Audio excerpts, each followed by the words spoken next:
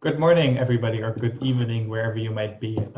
Welcome to the second round of the Search and Matching in Macro and Finance seminar. Our speaker today, we're very excited to have Ricardo Lagos.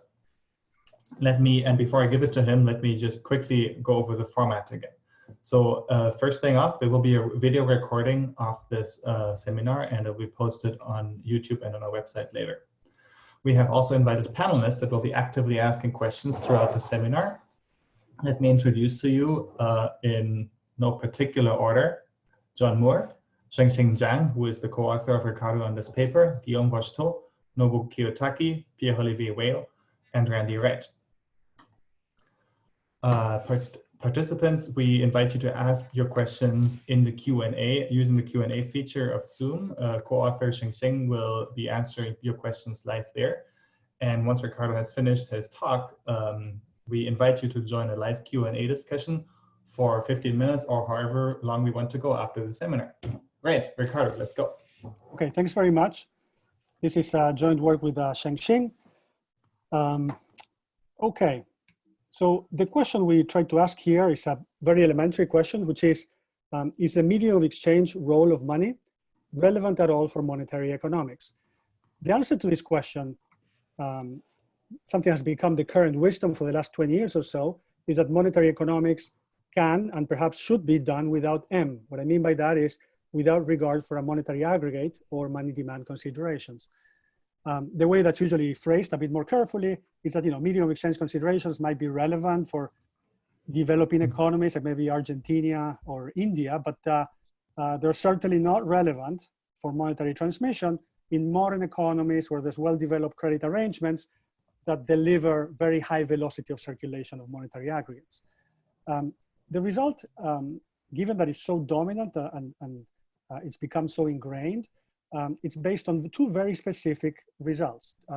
One of them, I'm not going to describe in detail, but basically one of them is a continuity result. It basically, the statement of this is that if you have a monetary economy with standard medium of exchange frictions, which in the days when this was derived typically meant cash in advance of money in the utility function, then if you take that economy and you do something to the environment so that credit becomes more available, so velocity starts becoming very, very high, then the prices and allocations in basically the high velocity monetary world with the frictions can be well approximated with prices and allocations of a cashless economy where there's no money at all, okay? So from that point of view, if you think that the US, for example, is close enough to having high enough velocity, then you're okay. You might just ignore the standard old-fashioned opportunity cost of holding money balances channels altogether and focus on something else, which is what a large chunk of the literature has done.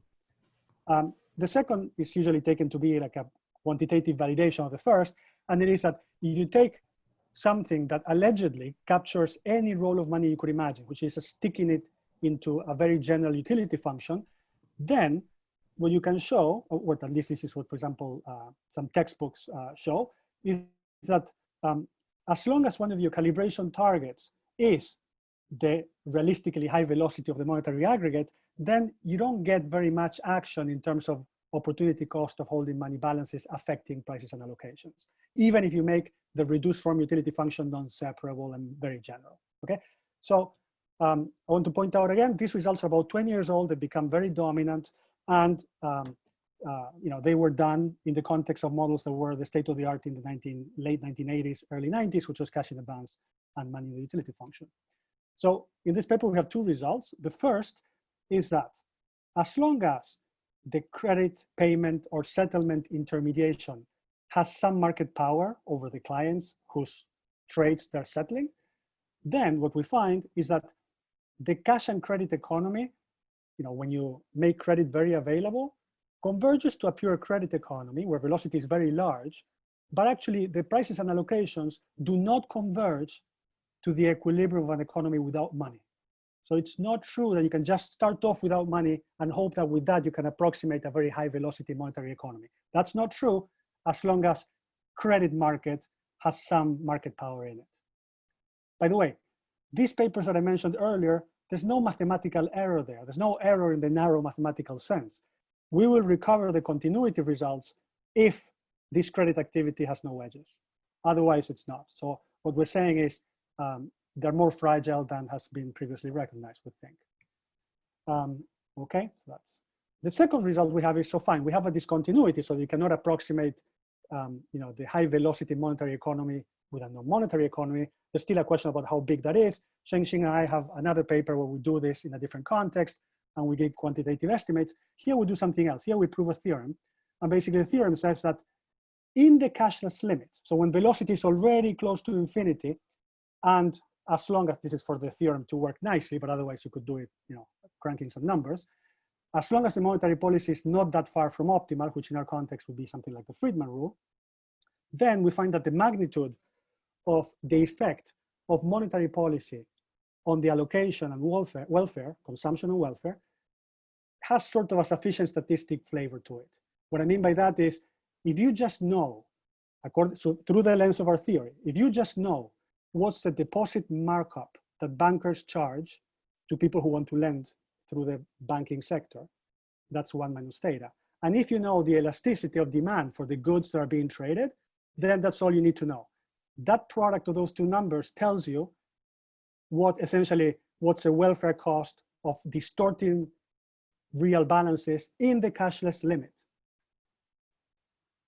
So the point is, unless you think that you're in a context where demand for the good is perfectly inelastic, or the other possibility is that these bankers have no market power, then you recover the continuity, and everything that's been done in that area of monetary economics for the last 20 years is on safe ground.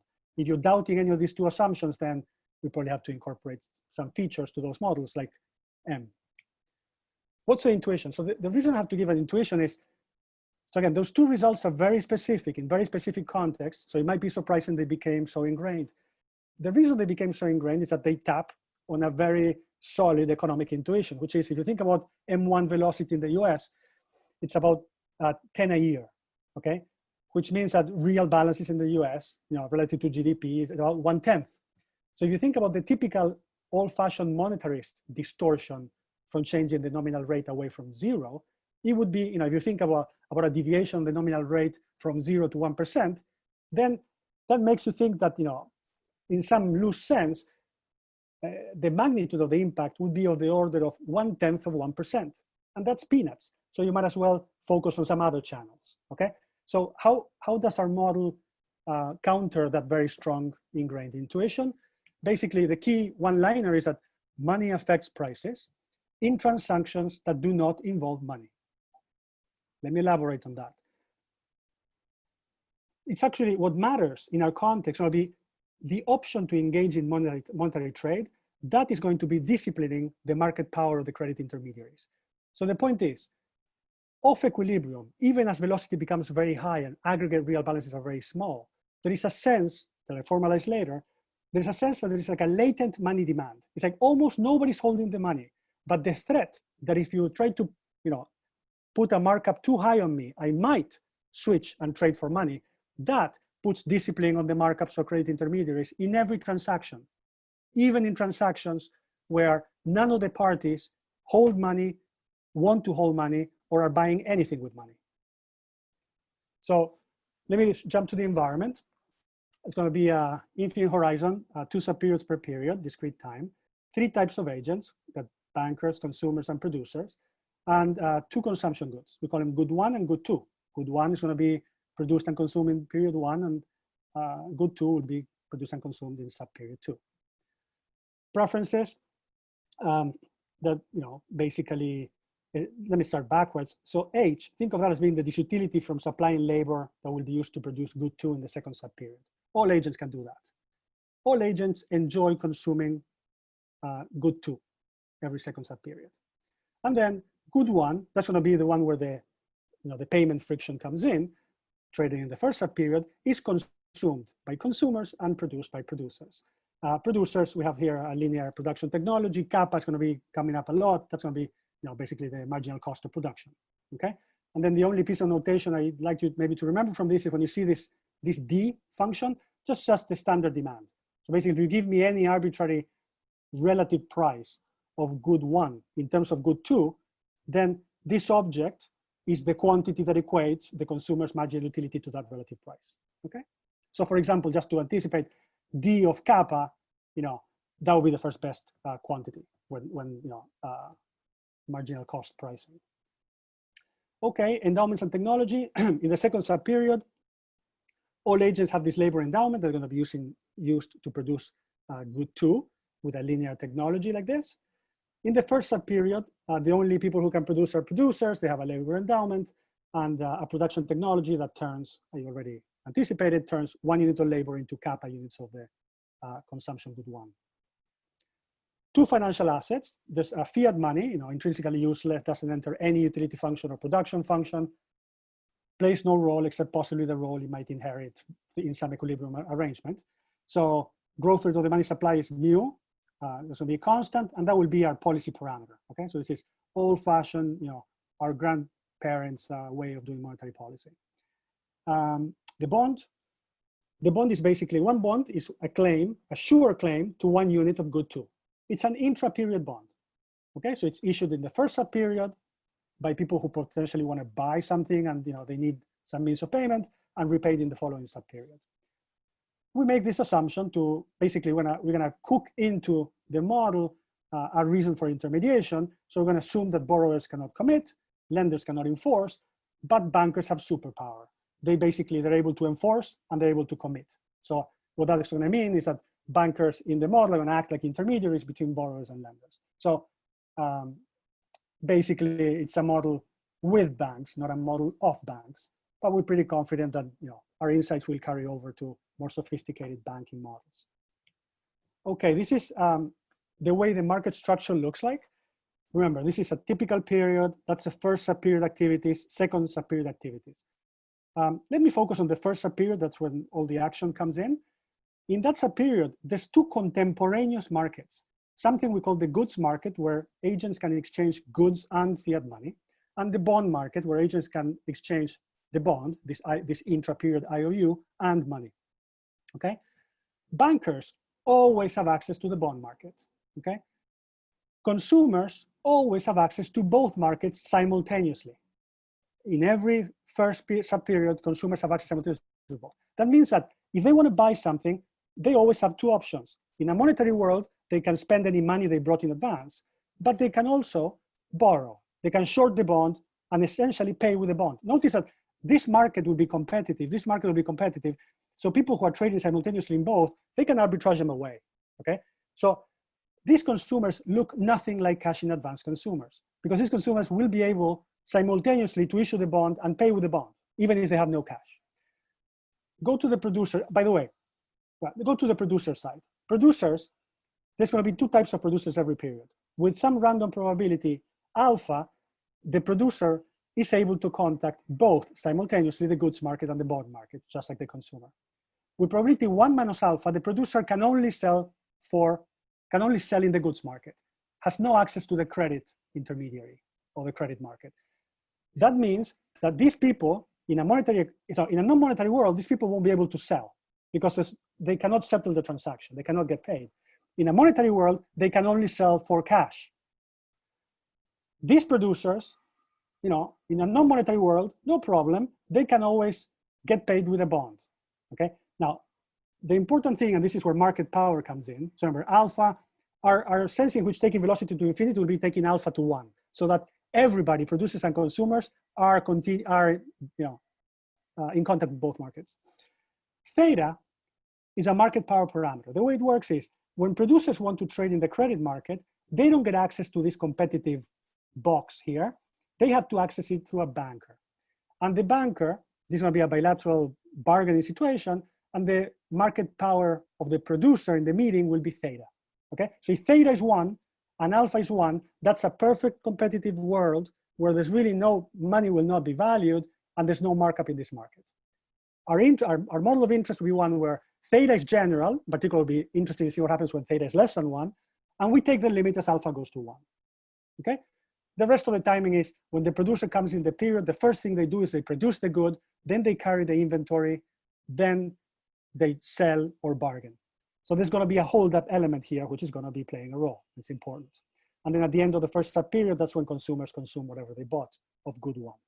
Okay, the bonds that were issued here get settled here for the good 2, but there's going to be no interest in action going on there.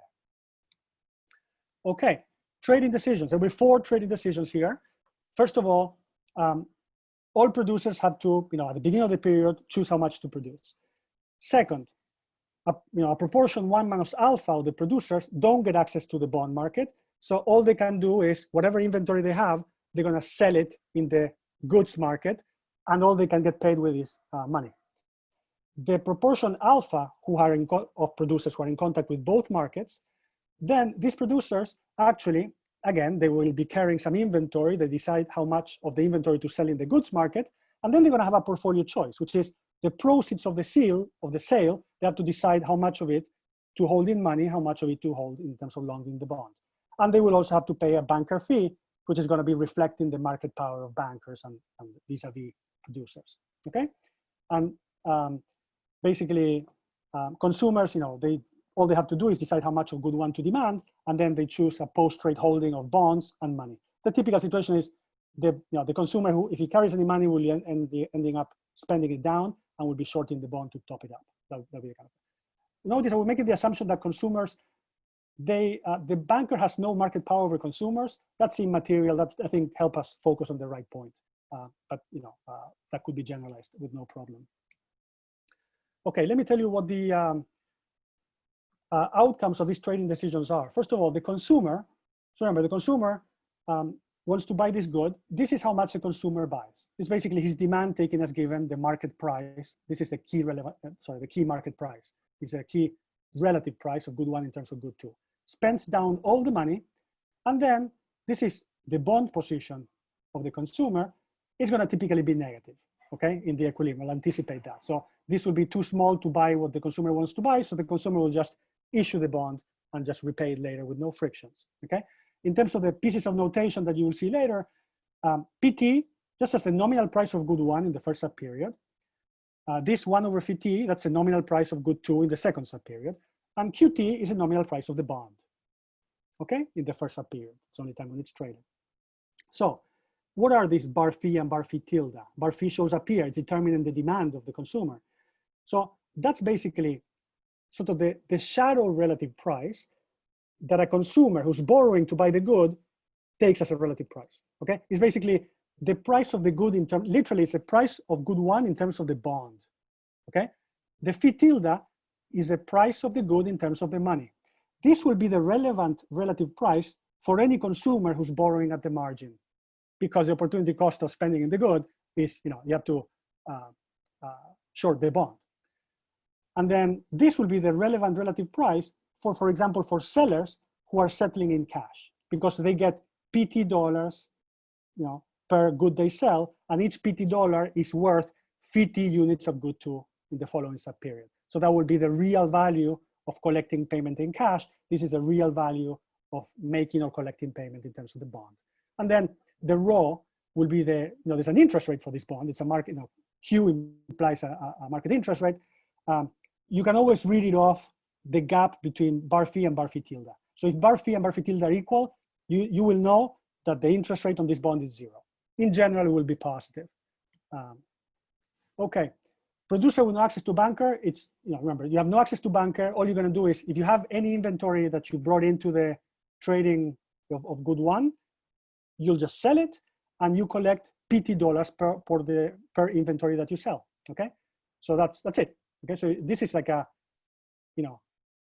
it's a cash only sale. That's all you can do. This is the key slide. This is a bargaining situation between a banker and a producer who's carrying inventory YT, just produced at the beginning of the period. But this is a producer who has simultaneous access to both the banker and the goods market. It's a nice bargaining problem. Theta is the bargaining power of the investor. Sorry, not the investor, of the producer.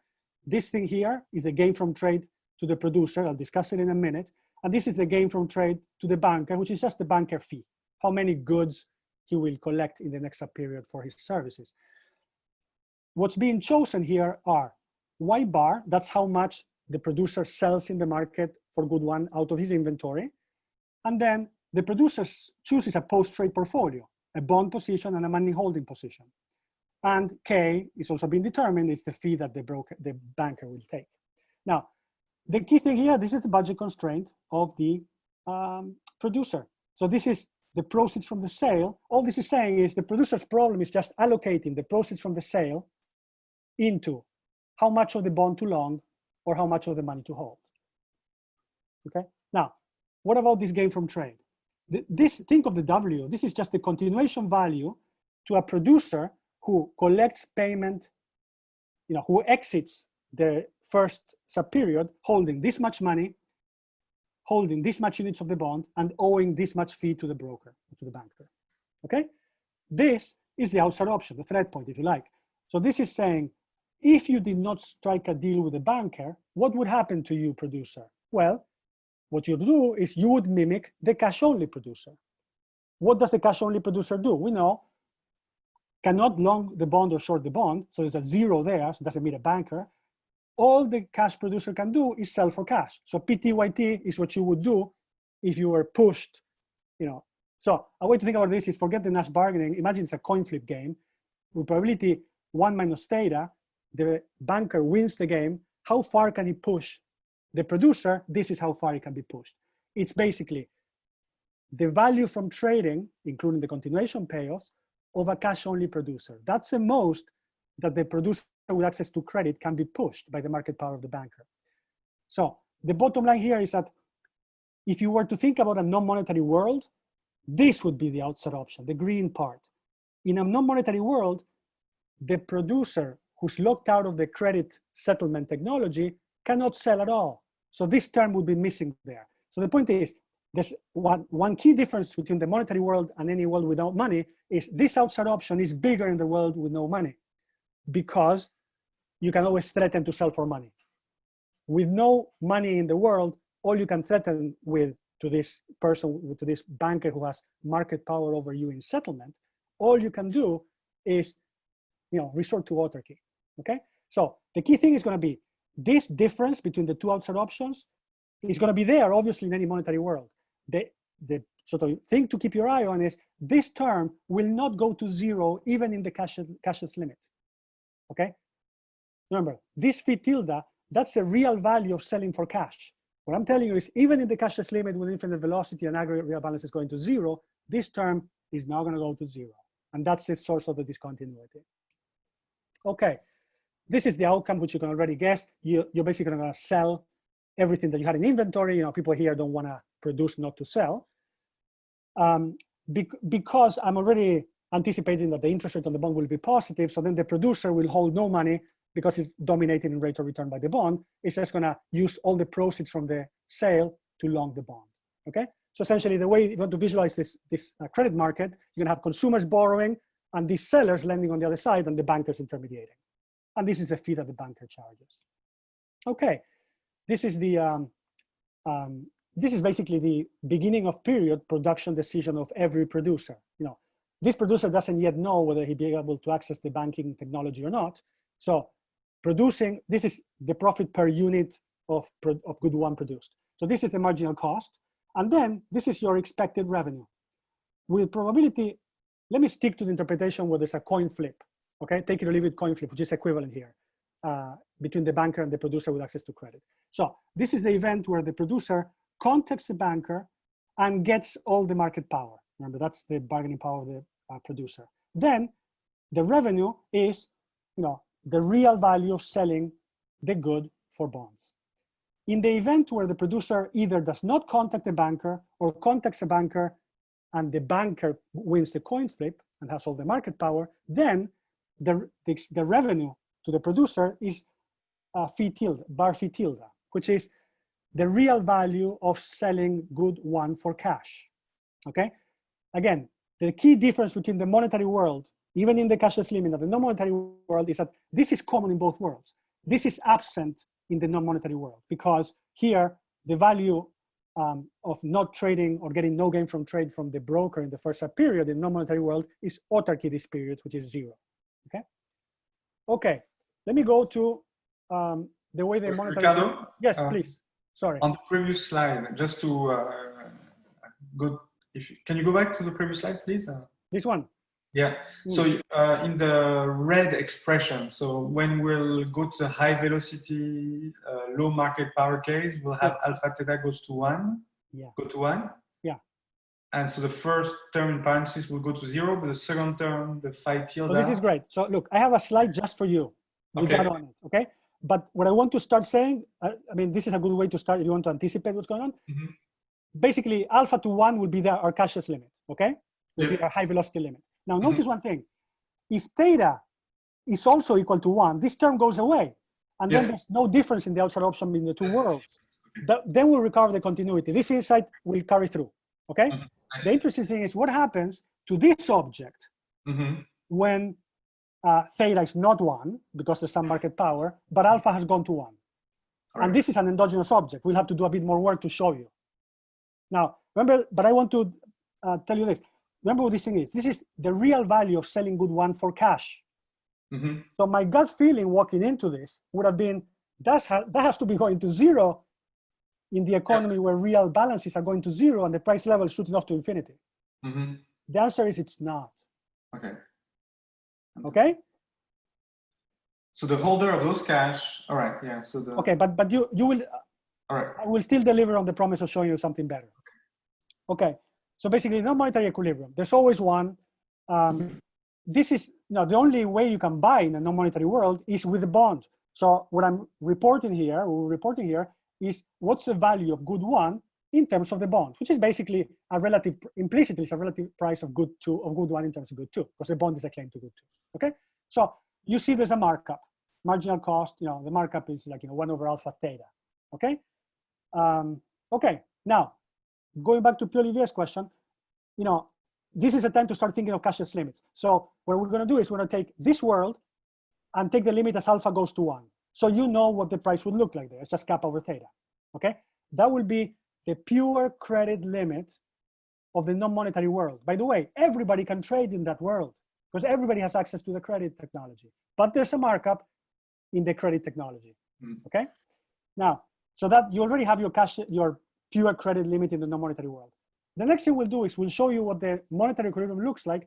We'll do the same limit, and then we'll compare the alpha going to 1 limit of this price, which is the price of consumption, and we'll compare that with the real price of consumption, which is this thing, along the cashless limit of the monetary world.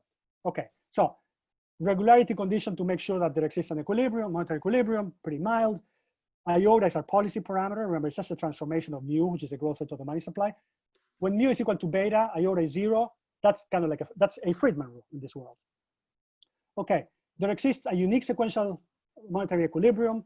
The relative prices of good 1 are, this is the bar phi. Remember, this is the real price of good 1 in terms of good 2. That's implicit in a transaction where the buyer is buying with a bond. Okay, this is a relevant price for all consumers because they're all borrowing. And it's a relevant price of, not for all producers. It's only the relevant price for producers with access to credit. This is a relevant price for producers with no access to credit, which is the real value of a unit of good 2 if you settle with money. Okay.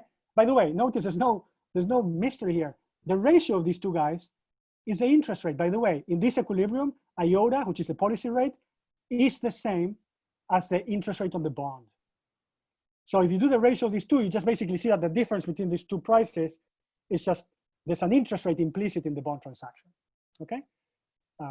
Okay, now, yeah, there's a fee expression. And then all I want to say is, when iota goes to 0, the prices and allocation of this monetary equilibrium converge to the first best, which is we get marginal cost pricing and every consumer eats what a planet would make them eat in a world, where the planet is very powerful and can implement anything the planet wants. Okay. If you take iota to very large, then you're going to go to the non-monetary equilibrium allocation that we characterized in the previous slide. Okay, cashless limit. I already did this. So this is the pure credit limit of the non-monetary world. I already showed you that the real price of the good 1 in terms of the bond in the non-monetary world is kappa over theta. We got that. File it. We're going to compare the limit of this when alpha goes to 1. We're going to compare that object with this object. Let's do that now. Okay, so what happens to all the prices and allocations in the stationary monetary equilibrium as we take alpha to 1? Pierre Olivier, this is the first slide to try to answer your question. I'll have 2 more. So when alpha goes to 1, This is the real price of money. It's going to zero. This is aggregate real balances. It's going to zero. Now, if you want, this Z is equal to phi t times the money supply, okay? Going to zero. And then all the nominal prices, the P and the Q, this is the nominal price of good one, and this is the nominal price of the bond, are going to infinity, and velocity is going to infinity. This is a cashless limit if you've seen one. Okay, price level shooting up to infinity, real balances, aggregate real balance is going to zero. Nobody's willing to give anything for $1. Okay, in this period. Okay, now when you take that limit, I'm just taking these two prices and setting alpha to 1. These are the expressions you get, that and that. Okay, now this is the thing I want to point out. This is a world where virtually nobody is trading with money. Okay, the dynamics is all the consumers are just borrowing. Only a tiny epsilon of their trades are being financed with money. Okay, along the cashless limit. The rest is being financed by credit, and then virtually all producers have access to the credit technology. Almost none of them are collecting payment in cash. Okay, that's the kind of world. Yet, this limit, this number here, which is the relative price of consumption 1, that is determining aggregate consumption of good 1, but for everybody, depends on IOTA, the nominal interest rate, the policy rate, but there's no money around. Let me say it again. When IOTA goes up, this real price of consumption, the real price of good 1 in terms of good 2, the one that's being used to determine consumption in the equilibrium, goes up with the opportunity cost of holding cash, which here is IOTA. So the whole allocation, even the cashless limit, consumption, therefore welfare, production, everything else, is being distorted by the monetary policy, but nobody's seen $1 pretty much. So another way to put it is, if you compare, like we do in the next slide, the cashless limit of this thing with the real price of the non-monetary world, there's a gap, there's a discontinuity. You cannot well approximate the cashless limit of the monetary economy, starting off assuming there's no money because it's irrelevant. So what's the intuition? Okay, here's the puzzling thing. Perhaps aggregate real balances and going to zero, velocity going to infinity, yet there's a discontinuity between the two prices, okay? You see the same types of transactions in the two worlds, in both worlds, in the non-monetary, in the pure credit limit of the non-monetary world, and in the cashless limit of the monetary economy, you see the same trades. Everybody paying with a bond, and everybody getting paid with a bond, almost everybody. Yet, the prices don't converge to each other. If you do some algebra, this is, after you solve out for the whole equilibrium, you plug it in, this is what you get. You get that you can decompose this gap in terms of a banker power term, which is the one that I anticipated earlier. If theta is 1, then there is a discontinuity, you're back in the safe approximation world. But even if theta, is less than 1, I still have to show you why this thing is not going to 0. And this is the way I will show you that is, you can do it with the algebra. You can just see it in the previous slide. There's no algebra. The expression is in closed form. You can just stare at it. But I'm going to give you some extra intuition. Look at this. This resolves, at least for me, the puzzle. Real balances are going to 0, aggregate real balances. So how come the price of money is not going to 0? Here's why. Because if you care to look about aggregate real balances per capita of producer with no access to credit, that's stabilizing at a positive number. What that means is the sort of aggregate money demand is going to 0 because the extensive margin of people who want to hold money is going to 0. No producer wants to be stuck with this because the bond pays interest. But the epsilon fraction of people who are still settling with cash, who are still getting paid in cash, they're happy to hold the money. This is what this is saying, the fact that this is positive, okay? So the micro level money demand remains positive. So think about, we're not used to thinking in these terms in monetary, but think about the extensive margin of money demand, how many people want to hold it, goes to 0. That's why the price of money, which reflect these aggregates, are going to 0. But the per producer who doesn't have access to credit money demand is not going to 0, remains positive. It's just very tiny measure of these guys, so they don't get represented in the prices. The point is, me as a producer, when I'm negotiating with a banker who wants to squeeze me to long the bond and make my sale, I can actually threaten to become one of these epsilon guys, I'm a small guy, there's all competitive markets, so this is a credible threat. So the key thing is that the value of that credible threat remains and doesn't go away, because the rate of return on money is not that bad. If you want to kill that, one way to do is you hyperinflate. But that's a second parameter. So if you want to do the cashless limit and at the same time hyperinflate, then you kill this, because not even that epsilon measure will be happy holding money if the inflation is arbitrarily high. Okay, I think I've said everything I want to say here. This is the welfare result that I told you about.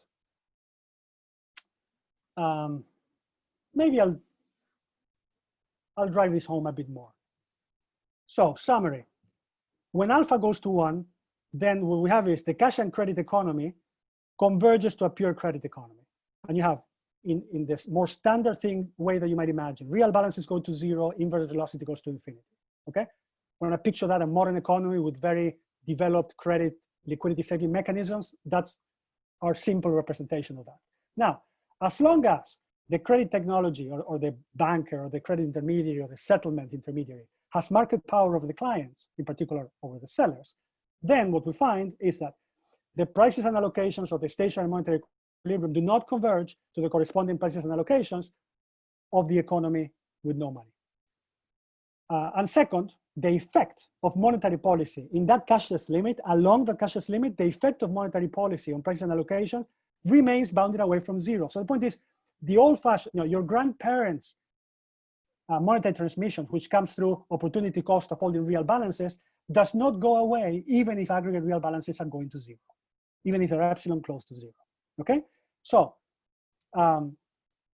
this is our attempt to give you a theoretical statement of how big the discontinuity is. I told you about the beginning, I'm just restating that. So basically, tau I, literally what this is this is a compensating variation associated with a deviation of the nominal interest rate away from 0, which is the Friedman rule, which delivers the first best here, okay? So a marginal deviation from the Friedman rule in the cashless limit, when real balances are already 0, has this order of magnitude. This is the deposit markdown, okay? It's how much less the bank is giving you when you deposit the funds, the bank or the credit intermediary in this futuristic world we're envisioning, how much less this banker is giving you of the interest rate that the banker is earning by charging the borrowers, okay? It's literally a deposit markup, if you want. And the epsilon is just the curvature of the utility function, which you can, working a little bit, you see is basically the elasticity of demand, okay? So if you want the back of the envelope, again, through the lens of our model, these are all the two observables from the data that you could get a sense of how big these welfare costs of deviations of the Friedman rule are, even in the cashless limit. Okay, so. So wait. So this is at the Friedman rule, but you can do the same. Of course, yeah. Derivative at any point. Yes, I mean, this is where we get this, I'm not going to editorialize, this clean, clean. In the other one, there will be some other objects that will not look as pretty, but yes, in fact, in our previous paper with Shengxing, where we do something related to this in an asset pricing context, there we do everything quantitatively. But you could absolutely do the same thing here, or make the model harder to compute, if you like, and do it numerically. Can I ask you the question? Yes. The thing is, your cash transaction is acting like an outside option, I guess. So even if that is less important, as almost everyone can contact with banker, that act like a discipline device. And if other discipline devices, suppose producer can contact with 2 bankers instead of just 1 banker, as the friction gets smaller. Absolutely. But you know what is going to happen? Yeah, absolutely. But if you do that, imagine you do that. Imagine that. Suppose you do something like a Burdett-Judd version of this, where you might get 1 banker, 2 bankers. Then, let's say to make the case worst against us, let's say. Okay. I know it was not your intention, but that would be, imagine that you always contact 2 bankers.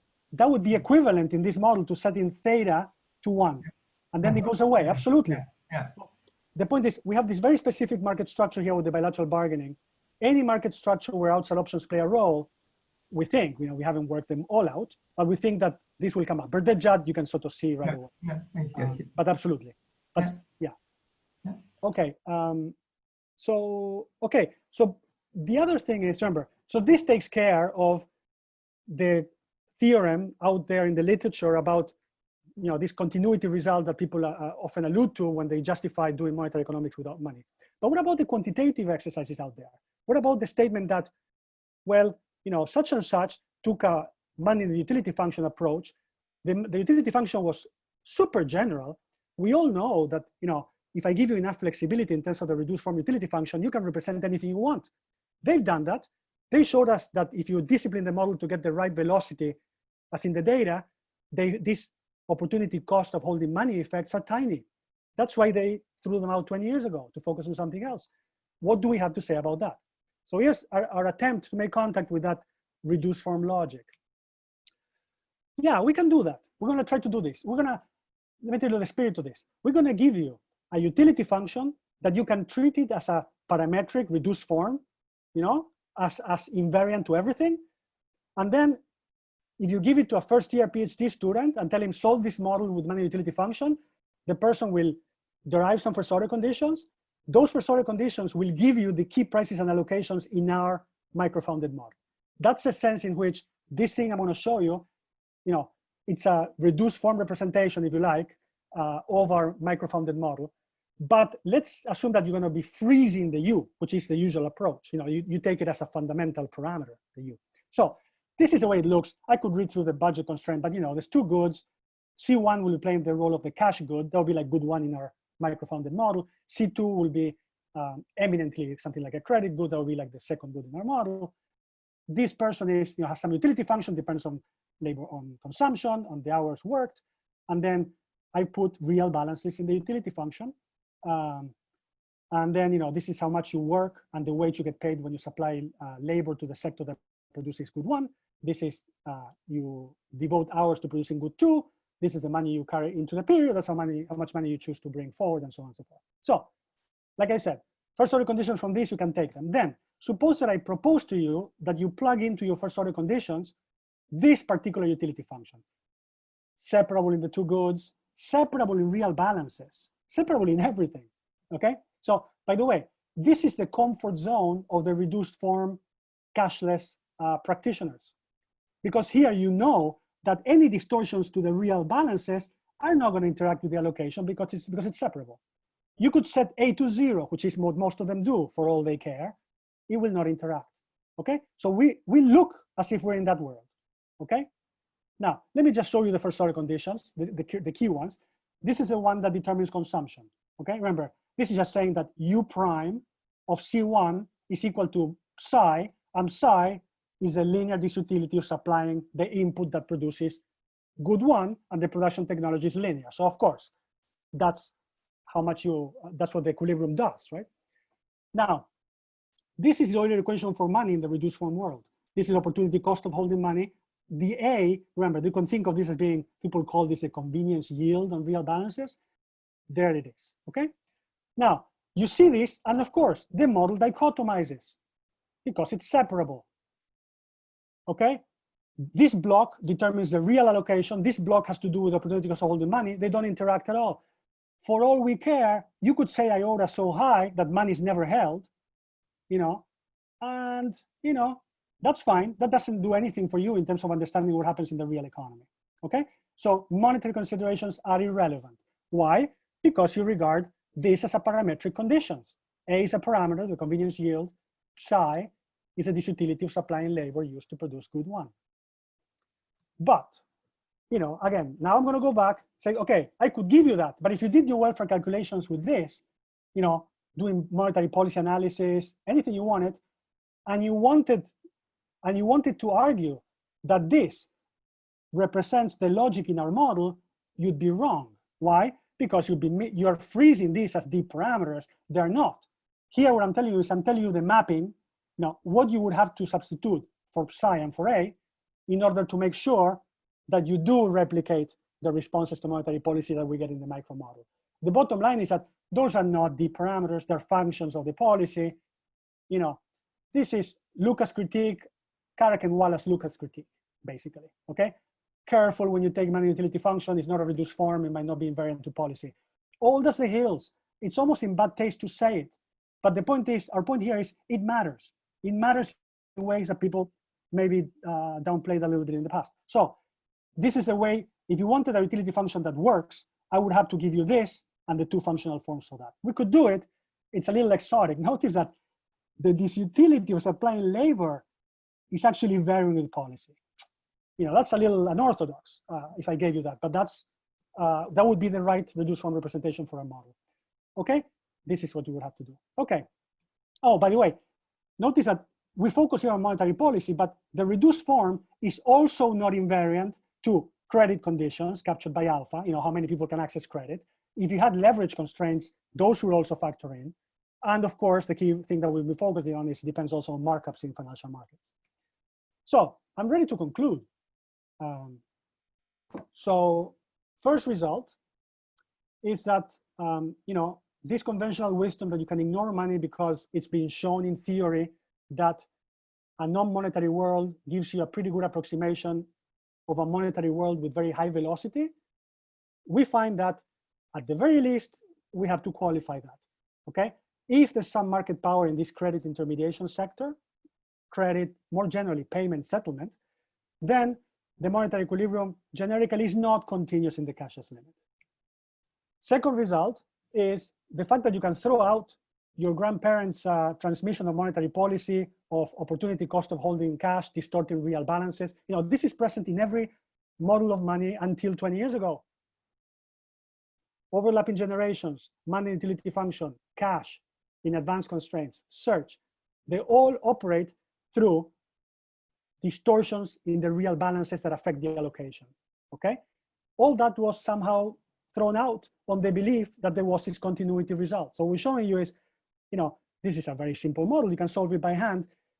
In this context, we can give you a sense of what you would need to look at in the data to see whether, how far off you are if that's your view of the world.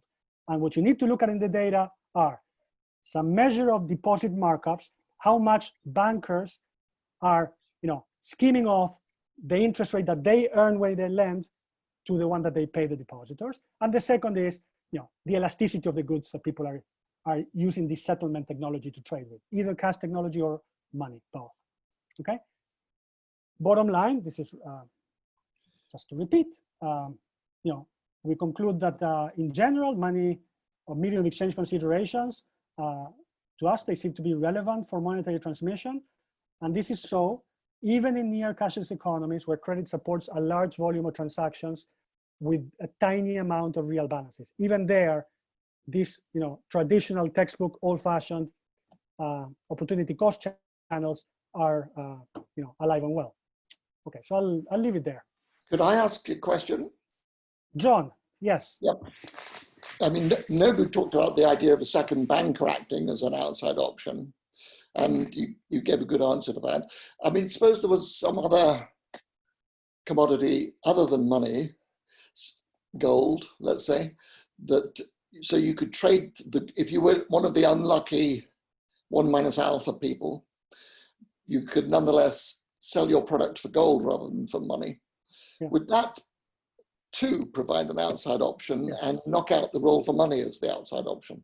Yes, yes. I mean, absolutely. Look, if you put some, that's like a commodity money. Let's say that not only it works as well as money, but you also like how shiny it is, you know, then that in our context, that probably will drive up money altogether, but then that will be the relevant money. So the point is, you know, you pick whatever's doing the role of money, and then the lesson is the mere observation that the velocity of that object is very large. Actually, John, the gold is a good example because, you know, you can trade claims on gold, right? And so you can make velocity really large. And you don't have, this message would be, you don't need to be digging tons of the gold. It can be a tiny amount, okay? But you cannot say that gold is irrelevant. So yes, there's nothing, it's just whatever is doing medium of exchange cheaply. And our view is, you know, like you don't know, the world we live in, you know, aside from opportunity cost of holding cash because of inflation and so on, this is the poor man's trading technology, okay? And so that's what, it's a natural outside option in that sense.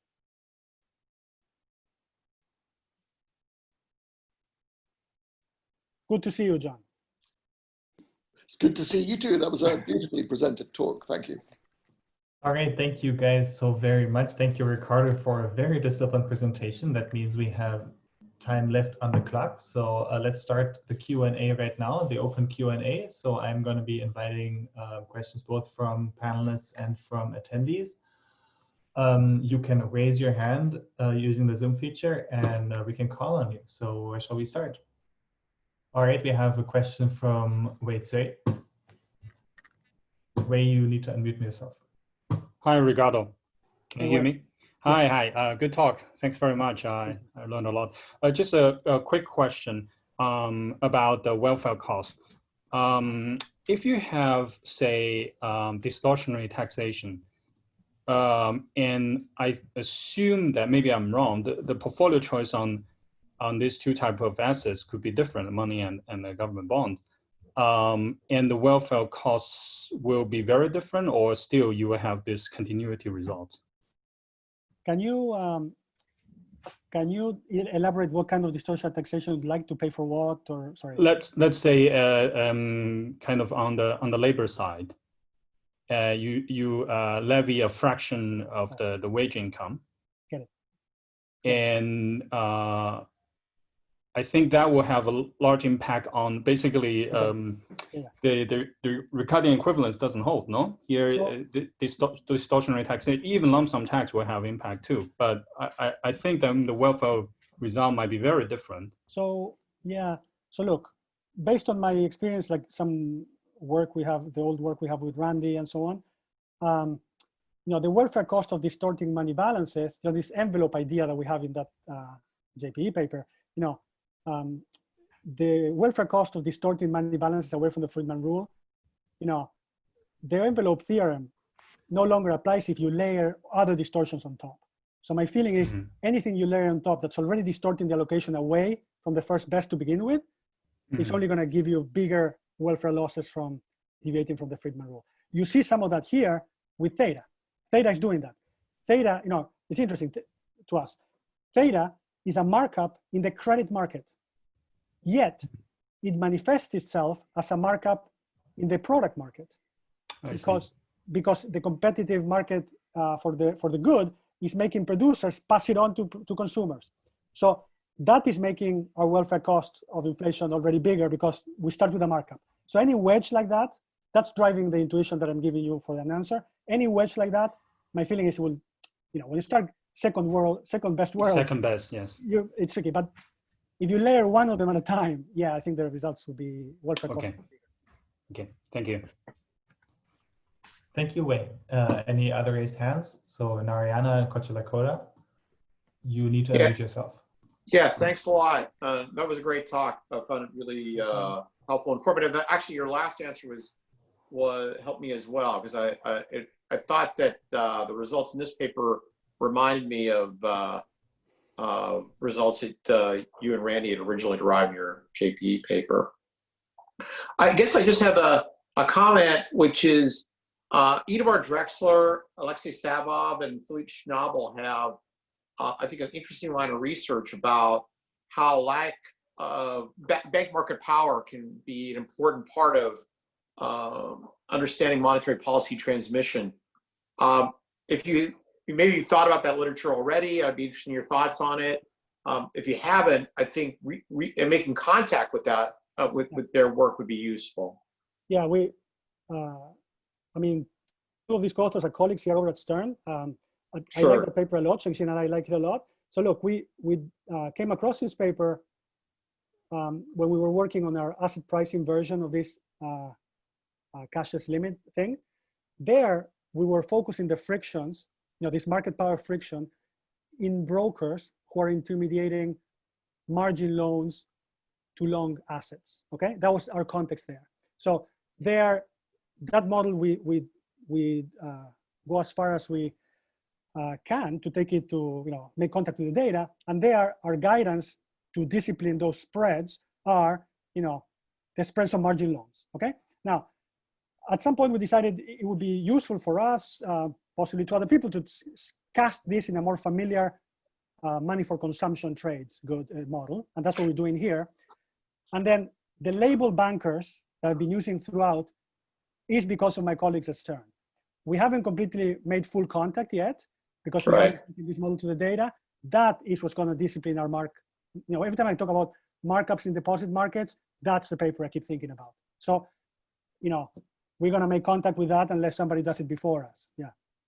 So if you don't mind, I have a quick follow-up question. That there's a line of literature that was trying to think about worlds with both transactions costs of money and also sticky price kind of costs, cost of price of adjustment, et cetera. So there you end up trading off interest rates being kept at zero for the transactions motive versus having inflation near zero for the sticky price reasons.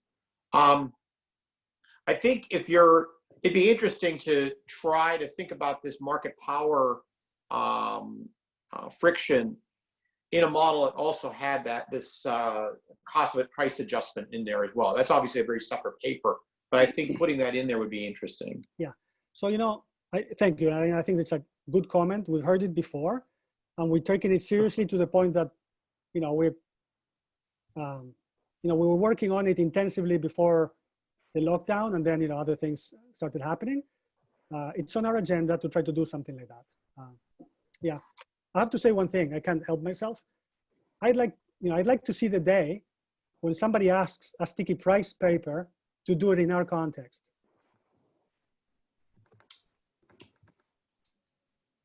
What context? A context where money plays some role.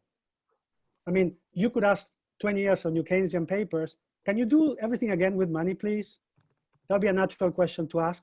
But in any case, we'll do our job. No, but Ricardo, you're being a little unfair. The reason you find it interesting to ask that question is because you've written this paper. Before that, people had the paper you're critiquing, the Woodford paper, as a reason not to say, oh, Woodford's done that. Okay. You're saying, no, that's not an acceptable answer, but you hadn't written your paper yet, so people didn't know that yet. Fair enough. So starting tomorrow then? Yeah, now I think people don't have an excuse. So that's yeah. You all heard Ricardo. Let's get. If you have students in the audience. Hey, Ricardo, I have a question, and this is Randy. Can you hear me? Randy. Yeah, I wish I could see you too. Well, I'm in my underwear. Okay. Let me ask you this. I already typed up a bunch of comments, but a couple of big picture items. So what you have here is a model of money and credit coexisting. And we know that it's in general very hard to get that because credit tends to dominate money, except at the Friedman rule. So there's a long tradition of imposing an exogenous cost of credit.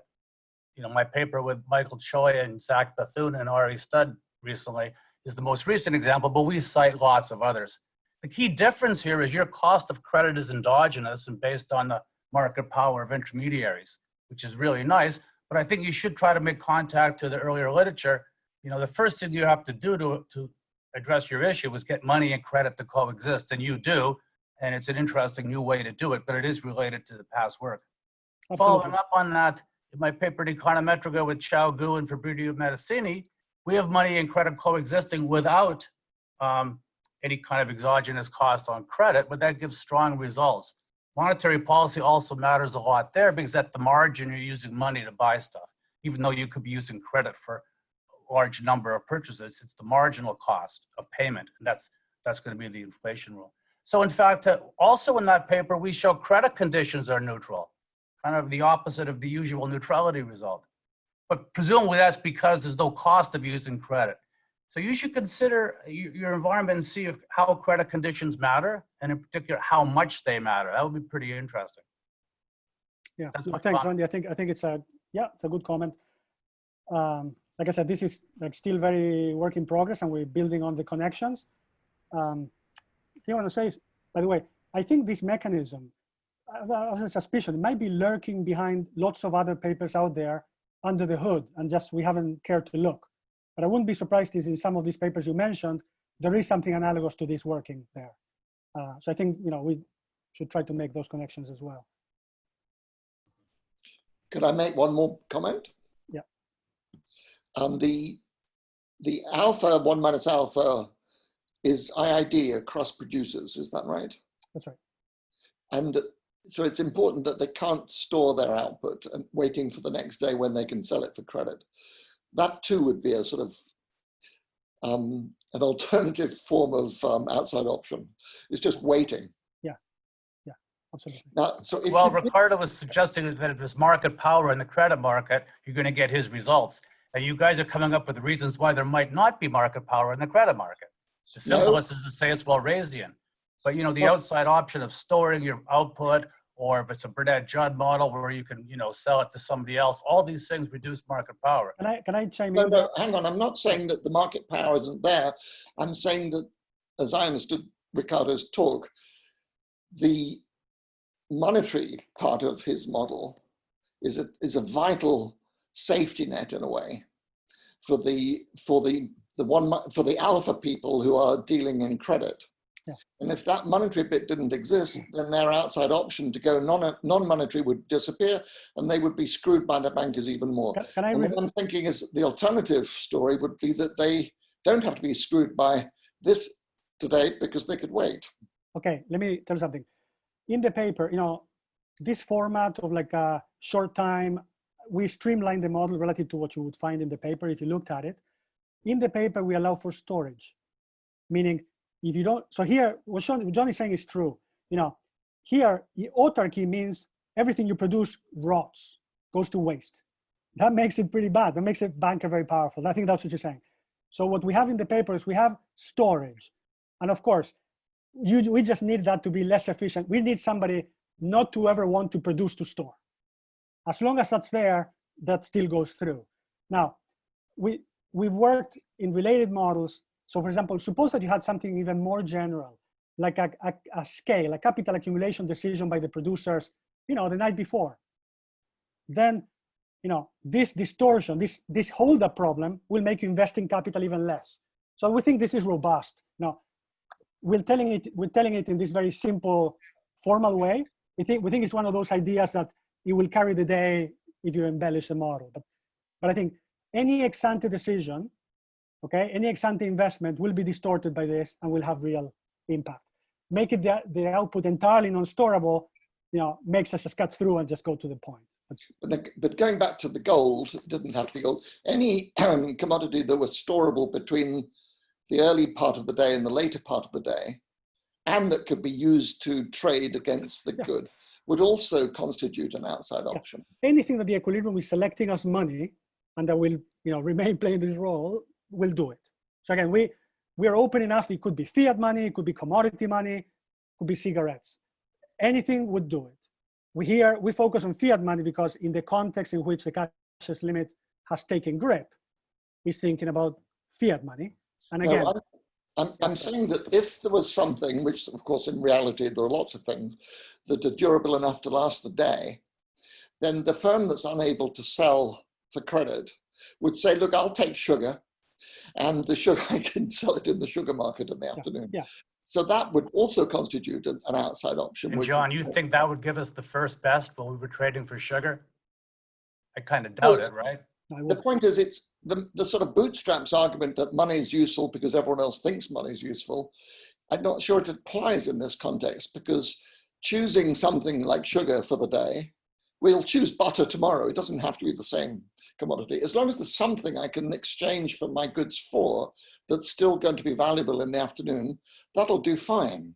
Yes, but wait a second. The way I see this is if you put a vector of commodities with different storability and so on, you know, this class of models typically, as part of the equilibrium, will select what circulates and plays the role of a medium of exchange. So I take your point as saying, if you redo this, take the money away, call it gold, maybe give it a utility value or something, you could tell the same story. The answer is yes.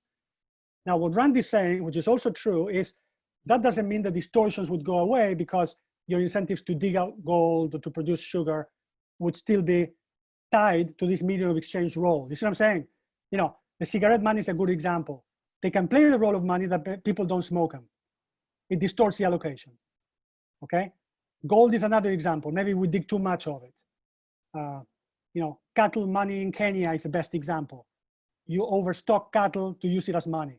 So that doesn't get rid of, you know, the key distortions from changing the value of whatever is being used as money. Ricardo, if it's all right, I'd like to ask you a question myself. So the way I understand it, the interest rate on government bonds, rho, varies with the supply of the government bonds? In the equilibrium, Yeah. the equilibrium bond interest rate comes out to be exactly equal to the policy rate. So mu minus beta over beta. Oh, so it couldn't be zero. At the Friedman rule is zero. The only place where it's zero. All right, so you don't, in particular, you don't have the downward sloping demand curve for government bonds that comes out of many of these models. You know how it works? The opportunity cost of holding cash, which is iota, when you increase that, you know, through the standard equilibrium forces, you're making real balances, also all else equals, go down, yes? Yeah. It means that the consumers who always have access to credit have fewer real balances in equilibrium available to buy, so they're gonna have to buy more on credit. Think of that, loosely speaking, as a shift in the demand for credit. So the interest rate on the bond that clears the market is higher. So higher nominal rate shifts out the demand for credit, and then the equilibrium interest rate in this bond market is higher. It turns out not only they co-vary, but they're identical to each other. So if you wanted to set the interest rate in the bond market to zero, you have to set the interest rate. It's intuitive because iota is the interest rate on a liquid bond. Yeah, that's clear how iota affects and rho. rho, I'm surprised because in your previous model, which this is sort of based on, it seems like there is a downward sloping demand curve. And rho in the equilibrium is also the price of borrowing liquidity. So they end up being the same thing. Right. Okay. So can I say a quick comment? Hey, Guillaume, can I see you? I think you can see me. Yes, I can see you now. Yes, yes. So it's a comment I made earlier. Is I think you could extend the model, or you could have a different version of the model with no market power for banks, but with limited commitment. So Kio-Levin type credit that would give you some kind of similar outside option.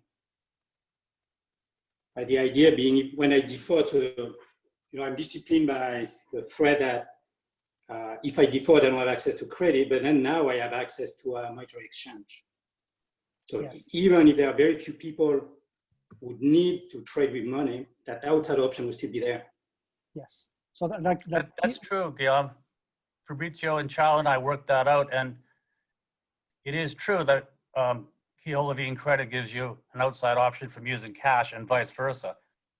There, in the simplest case, you still get the neutrality result that credit doesn't matter, actually. You need some kind of extra cost, I think. Yes, I think if you will need some kind of heterogeneity of some sort, either a cost or heterogeneity in meetings and so on. Because otherwise, in the heterogeneous case, it didn't work either. No, but let's say, you have to do it the right way, I think. I agree with you. Yeah. True. No, but Guillaume, you told me this before. I still think it's a good idea. It's just we're so slow to work things out. But I think absolutely. I mean, I like your idea. I told you this before as well. I like your idea because it shows a very different outside option channel that's not related to this bilateral bargaining and so on, right? Mm-hmm. It'll be the cost of being excluded if you misbehave. Yeah. And that's affected by whether there is money or not. And I think that's, yes, I think the idea carries over, that general idea does carry over there, subject to the details you're talking about with Randy, but yeah, thanks. Maybe the next time we'll have done it. So maybe a question for both Ricardo and Guillaume. So how do we, in that Kio-Levin version of the argument, what would be the cashless limit?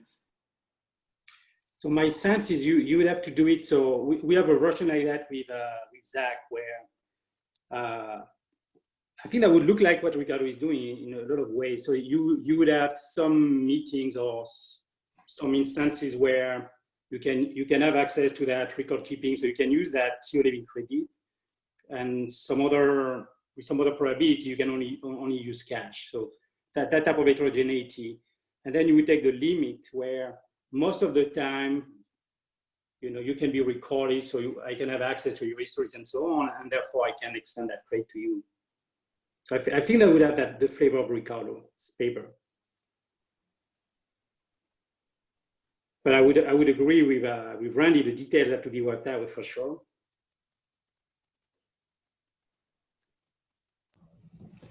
Okay, so if there are no further questions, maybe this is the time to wrap it up. After all, we've exhausted the time. Thank you so very much, Ricardo. Thank you, all the panelists. Thank you, Shengxing, for your tireless answers in the Q&A. And the last thing I have to say is please join us again in 2 weeks when Guido Menzu will be talking to us. Thank you all so much.